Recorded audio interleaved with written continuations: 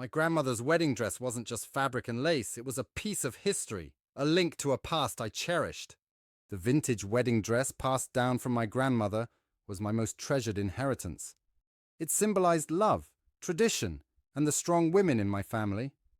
It was understood that I, being the oldest granddaughter, would one day wear it. My stepsister Ava never showed interest until her own engagement. Ava's engagement was no surprise, but her request regarding the dress was a bombshell that threatened to explode our family dynamics. Ava's vision for the dress shattered my expectations for a simple request. As a budding dress designer, Ava saw the dress as a project. Her plans involved cutting it short, dyeing it, and adding modern embellishments, essentially erasing its history. My refusal sparked immediate tension. My father, hoping to keep the peace, suggested I consider her feelings. Ava's request turned into a family feud that I never anticipated.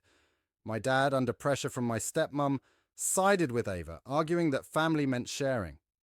However, my dad's siblings, who revered their mother's dress as much as I did, were appalled by the idea of altering it. The family divide deepened, with me in the middle. In a family meeting that felt more like a tribunal, I was forced to defend the dress's integrity and my right to preserve it.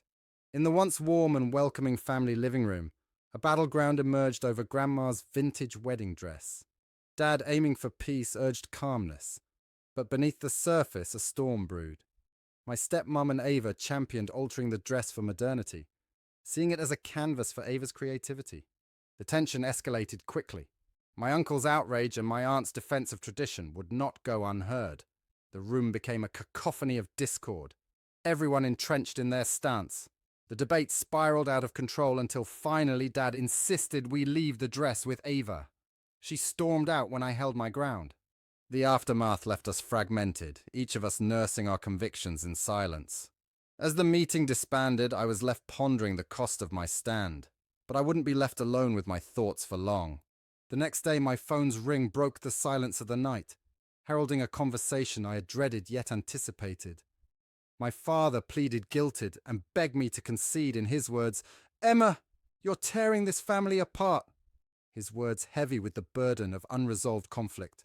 Despite my father's attempts to sway me, to paint me as the villain of this saga, I couldn't yield. Through threats of being disowned and left out of the will, I persevered.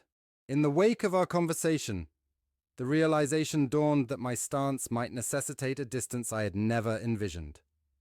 The thought of estrangement from my father, propelled by my refusal to compromise on the dress, was a bitter pill to swallow.